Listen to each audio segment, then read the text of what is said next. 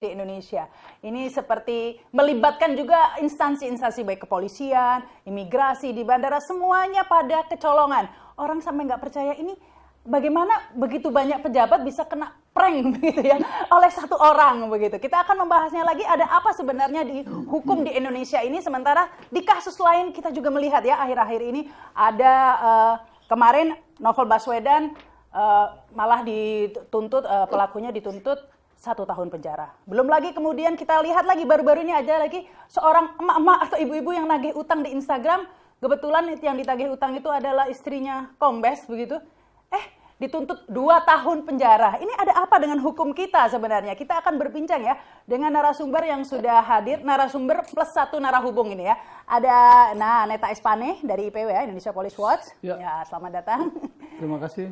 Sehat ya? Alhamdulillah sehat. Tapi sudah gimana? WA ada yang hack atau gimana? Kebetulan HP saya kemarin dihack sama mereka, ya teman-teman saya juga. Cuma karena saya punya alat sehingga bisa saya mengamankan isi HP saya. Cuma sementara HP itu saya nonaktifkan dulu. Disekolahkan, bukan sekolahkan, didiamkan dulu.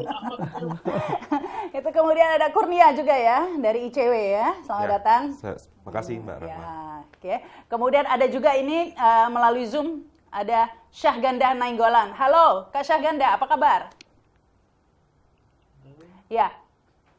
Syahganda ini tadi olahraga sebenarnya ya, tapi saya suruh batalkan olahraganya karena ini diskusi ini lebih penting, ini urusan bangsa dan negara. Saya bilang bersedia Kak Syahgandanya. Alhamdulillah. Tampaknya belum masuk ya, kita nanti akan coba lagi sapa Kak Syahganda, tapi saya akan ke Kak Neta Espane dulu ya, karena inilah yang kemudian pertama kali membongkar soal surat-surat ini ya Kak Neta ya. Ya, sebenarnya ada teman kita Bonyamin dari Maki, cuma dia kan ketika membongkar itu tidak terbuka, masih ditutupi siapa yang nandatangani, suratnya dari mana. Kopsnya ditutup ya? Kops. Nah, saya ngelihat itu agak kecewa sehingga ya udah saya buka aja. Resiko biar kita tanggung bersama lah.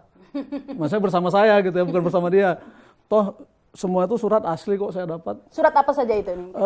Jadi Indonesia Police mendapat 4 surat tentang persekongkolan jahat para jenderal untuk melindungi Joko Chandra. Sedikit-dikitnya kita hitung ada 5 jenderal yang harus ditindak dalam ini, dan itu bisa bertambah. Jadi surat pertama yang kita dapat itu adalah dari Interpol NCB Indonesia ya. Interpol yang mencabut Red notice-nya Joko Chandra. Nah, di sini kepala Interpolnya ini Mayor Jenderal harus dicopot dari jabatannya. Napoleon Bonaparte namanya ya, itu harus dicopot dari jabatannya karena mustahil kalau dia tidak tahu. Adapun Brigjen Nugroho Wibowo ini ya cuma jadi anak buah aja yang diperintahkan menandatangani surat ini, dia sebagai sekretaris Interpol.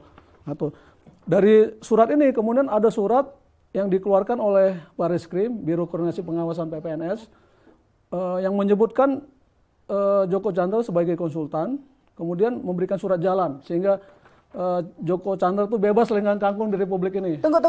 Jadi di identitas itu pekerjaan disebut konsultan apa? Di Barreskrim hanya disebutkan konsultan, tapi nanti yang jelas di sini adalah dari surat dari Pusat Kedokteran Pusdokes Kepolisian menyebutkan Joko Chandra itu adalah konsultan Biro Korwas PPNS Barreskrim Polri. Ini dengan alamat Jalan Trunojoyo nomor 3 Kebayoran Baru. Alamatnya ini Mabes Polri, Barreskrim. Luar biasa. Buronan alamatnya. Buronan dikasih ini saya bingung merah. mau ketawa atau mau apa ini ya. Jadi ini sangat brengsek, sangat konyol ini. Jenderal-jenderal ini memberi karpet merah kepada seorang buronan. Tunggu. Jadi di sini jabatan, saya nggak percaya saya baca ya, konsultan Biro Korwas PPNS. Barreskrim Polri. Jadi alamatnya Jalan Trunojoyo nomor 3 Kebayoran Baru Jakarta Selatan. Makanya bebas ya orang alamatnya jadi mabes ya, siapa berani. Siapa berani. Jadi mustahil kalau Kapolri Kapolri dari Barreskrim surat jalan ini menunjukkan bahwa yang memegang ini dari Barreskrim, mendapat tugas dari Barreskrim begitu ya. Makanya nggak ada yang ganggu. Nggak ada yang mengganggu. Mustahil kalau Kapolri tidak tahu. Makanya Indonesia Police Watch sejak awal mengatakan Kapolri, kalau saya jadi Kapolri langsung mundur. Hari ini juga mundur, menyatakan mengundurkan diri karena ini sangat memalukan. Kemudian sudah dicopot kan, Idam Aziz sudah mencopot siapa tadi Priyo? Seharusnya bukan Brigjen yang dicopot, Idam Aziz harus dicopot oleh Presiden. Ini memalukan, bukan Tapi hanya. ini kan tanda tangannya siapa? Kalau ini dokter, karena kan dia tes rapid ya, rapid test ya. Kalau yang ini Brigjen yang tanda tangan, ini Brigjen. Kalau ini, Kan bisa aja dikatakan nggak tahu Kapolrinya. kalau Kapolri nggak tahu, itu ironis. Seorang buronan, seorang yang dicari-cari bangsa Indonesia, kemudian dia datang ke Bareskrim, dijadikan konsultan. Kalau Kapolri tidak tahu, apa kerjanya Kapolri? Ya kan? Mungkin karena yang menjadikan itu baru umur 20 tahun. Brigjen ya, nggak mungkin ya. Pasti tahu Joko Chandra siapa. Jadi karena yang inilah kadang-kadang kita suka ada alasan nggak sengaja. Ini imigrasi katanya kebetulan petugasnya itu masih umur 20 tahun, jadi nggak mengenali Joko Chandra. Itu juga kalau imigrasi ngeles seperti itu kekonyolan yang luar biasa. Ini kan ada suratnya kepada Dirjen Imigrasi. Jelas kok. Kalau dia bilang itu anak 20 tahun, orang suratnya ada kok. Oh, Surat dari Interpol mengatakan penyampaian penghapusan Interpol Red Notice Joko Chandra. Jelas kok suratnya. Ini kepada yang terhormat Dirjen Imigrasi Kemenkumham tanggal 5 Mei 2020. Jadi atas alasan inilah kemudian imigrasi membebaskan karena sudah dihapus Red Notice-nya. Seharusnya kan dia mempertanyakan kenapa kok dihapus oleh Interpol. Interpol itu tidak punya hak menghapus, dia punya hak menangkap. Yang berhak menghapus itu kan Kejaksaan Agung, yang minta ini kan Kejaksaan Agung. Tapi tidak ada cross check begitu dari imigrasi. Seharusnya kan Dirjen Imigrasi bertanya ke Interpol, kenapa kok kamu mau buka? Mungkin nggak ada pulsa kali. Terus kuotanya habis. Kalaupun ini dia pinjam telepon saya, telepon Jaksa Agung, ini Red Notice Joko Chandra dihapus oleh Interpol. Harusnya kan dia gitu, lapor. Kok malah dia diem aja, kemudian menyalahkan anak usia 20 tahun. Nah, jadi inilah Indonesia Polisi menyimpulkan dalam kasus Joko Chandra ini ada persekongkolan jahat para jenderal yang didukung oleh persekongkolan jahat para pejabat tinggi negara ini untuk melindungi Joko Chandra, memberikan karpet merah kepada buronan yang dicari oleh bangsa Indonesia. Yang menarik ini saya baca rilis dari Kak Neta juga ya, bahwa sebenarnya posisi Joko Chandra sekarang ini sudah diketahui, bahkan seorang Neta Espane aja tahu begitu ya. Di mana kok polisi kagak tahu gitu ya? Mustahil polisi nggak tahu, pasti tahu. Jadi kita mendapat foto ketika Joko Chandra naik jet pribadi meninggalkan Halim Perdana Kusuma. Ini kita duga Halim Perdana Kusuma menuju Kuala Lumpur. Mereka selfie kemudian peace kepada bangsa Indonesia. Oh, ini pakai masker ya? Pakai masker. Ini ada 3 orang. Tapi ini kan tidak tahu kapan diambil foto ini. Kita perkirakan ini akhir Juni kemarin. Karena sudah COVID ya, sudah pakai masker ya. Kita akan dan kita juga tahu tempat tinggalnya di salah satu apartemen di Kuala Lumpur, apartemen Exchange ya. Ya, apartemen Exchange katanya. Exchange lantai 106. Loh, lantainya tahu nih. Tahu, nomornya juga tahu, nomor unitnya ya kan. Nah, kalau kita aja tahu, mustahil lah polisi nggak tahu. Tapi itu akurat itu ya, informasi yang diperoleh kita. Sangat akurat. Sangat akurat. Dari sumber yang memang. Dari sumber yang layak dipercaya dan pernah datang ke apartemen itu. Oh, oke. Ya kan, kalau udah datang berarti kan udah teman. Nah ini seharusnya nggak repot-repot ya kalau mau nangkap ya, nggak sampai tidak repot. Jadi kan Jaka Condro ini kan Joko Chandra ini kan pengusaha. Biasanya pengusaha itu kan punya teman polisi di mana-mana tuh. Mulai polisinya belum apa-apa ditemenin. Nah, ketika mereka jadi jenderal, pertemanannya makin akrab. Jadi kalau mau nangkap, mereka berteman kok, bisa gitu. Cuma kan nggak ada niat. Malah datang dikasih karpet merah, dikasih surat jalan. Ya, orang kemudian ini mungkin ke Pak Kurnia dulu deh, Pak Kurnia. Orang kemudian mempertanyakan ini, ya bukannya salawi semua salah Jokowi ya, tapi ya memang Jokowi presidennya ya. Apalagi polisi ini semua kan anak buah presiden, kejaksaan, imigrasi ini semua. Nah ini melihat sikap Presiden Jokowi bagaimana? Iya, memang Presiden Jokowi harus bertindak ya. Karena kalau kita mengacu pada Undang-Undang Kepolisian, Undang-Undang Kejaksaan, atasannya Kapolri, atasannya Jaksa Agung itu kan langsung Presiden. Apalagi kalau Menkumham, kalau kita sorot di sini ada Direktorat Jenderal Imigrasi pun pembantunya Presiden, Menteri. Maka dari itu harapan kita sebenarnya bukan level Menko Polhukam lagi yang memanggil mereka. Tapi Presiden harus memanggil Idam Aziz, Presiden harus memanggil Jaksa Agung, harus memanggil Yasona, dan mempertanyakan kenapa hal ini bisa terjadi. Karena Joko Chandra ini bukan main-main. dia bisa entah bahasanya mengelabui, entah bahasanya bekerja sama dengan banyak sekali instansi, kepolisian, imigrasi, Dukcapil. Saya nggak tahu kalau Interpol soal kejaksaan bagaimana, karena kan ini menjadi kewajiban dari kejaksaan selaku eksekutor. Itu kalau kita catat sebenarnya catatan ICW itu buronan yang masih tersebar di beberapa negara itu ada 39. Bayangkan kalau 38 lainnya berlaku seperti Joko Chandra, maka struktur penegakan hukum dan aparat penegak hukum kita mau dibawa kemana wajah mereka di tengah publik gitu.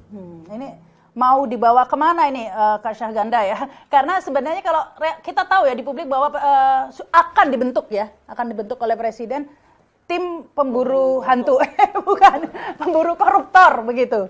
Nah ini sebenarnya itu seperti apa ini? Sebenarnya sudah ada respon begitu. Kalau menurut Kak Syahganda bagaimana? Ya kalau dari kasus Joko Chandra ini kan sebenarnya kita udah melihat hukum di Indonesia ini sudah jadi bangke. Ya, ini sudah berada pada titik yang terburuk sepanjang sejarah bangsa Indonesia. Karena kalau dulu di zaman Indonesia masih menganut budaya malu, orang-orang menyogok itu diistilahkan under table, bawah meja. Ya, orang nyindir polisi masih namanya prit jigo.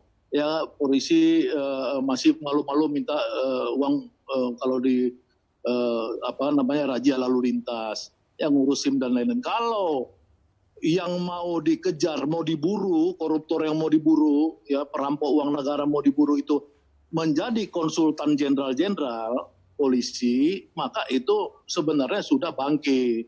Artinya ini bangsa udah busuk. Jadi kita nggak usah lagi berteori. Kalau menurut saya apa yang dipaparkan oleh Bung Neta tadi, ya itu sudah pasti Kapolri-nya terlibat. Ya kalau kemudian presidennya harusnya terlibat juga. Karena apa? Karena ini kan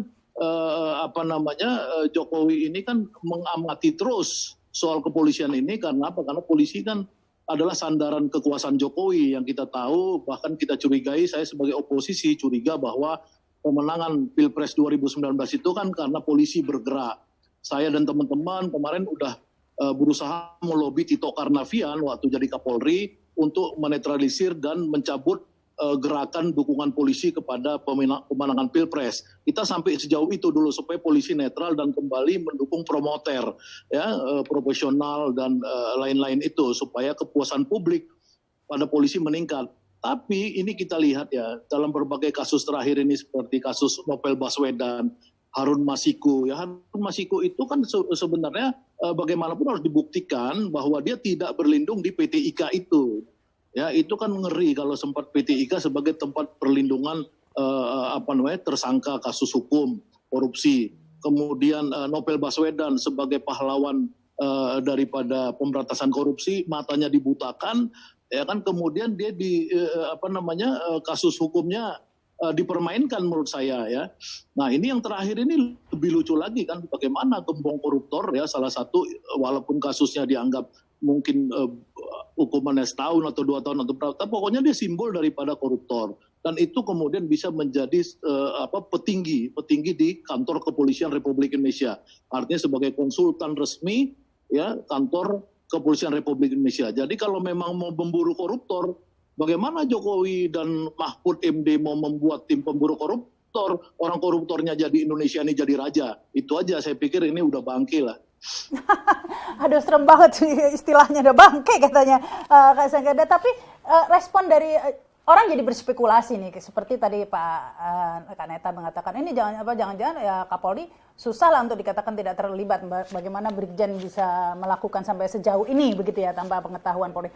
Tapi orang jadi berspekulasi apakah Presiden terlibat atau tidak, karena menjadi taruhan Presiden Jokowi. Jika diam saja orang akan berspekulasi, wah ini berarti terlibat. Tapi kalau ada tindakan tegas, itu tentunya akan menghapus spekulasi itu. Lah tindakan Jokowi saat ini seperti apa, Mbak? Iya, kalau kita lihat sampai sejauh ini Jokowi cuma slow aja ya, nggak ada respon, nggak ada reaksi. Kalau dia dibilang terlibat, memang harus kita buktikan. Tapi minimal dia melakukan pembiaran. Karena Pak, seperti kata Bang Syahganda tadi, polisi sekarang adalah anak emasnya Jokowi. Jadi segala tindak tanduk gerak-gerik polisi pasti dia tahu persis. Kenapa kemudian di era sekarang banyak sekali jenderal polisi dia tempatkan di luar kepolisian ya, di departemen, di segala macam lah. Itu ada hampir 33 atau berapa gitu ya yang dia tempatkan gitu ya. Ini menunjukkan Jokowi sangat dekat dengan Polri. Jadi apapun yang dilakukan Polri dia pasti tahu, termasuk yang seperti ini kan. Pasti dia tahu. Cuma kan ya sebagai presiden IPW melihat dia belagak pilon aja, slow-slow aja. Tapi tadi itu tim pemburu koruptor. Ya, kalau kemudian Jokowi dan Mahfud mau membuat tim pemburu koruptor, itu tindakan sia-sia. Di zaman Soeharto pernah, terakhir SBY pernah, dan nggak ada hasilnya, hanya ngabis-ngabiskan uang negara.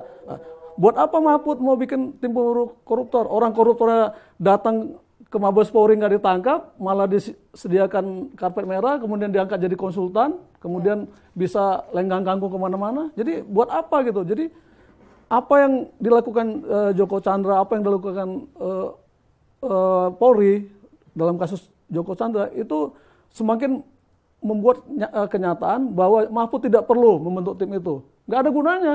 Orang koruptornya udah datang kok, ngapain diburu-buru? Ya, jadi yang perlu apa dong?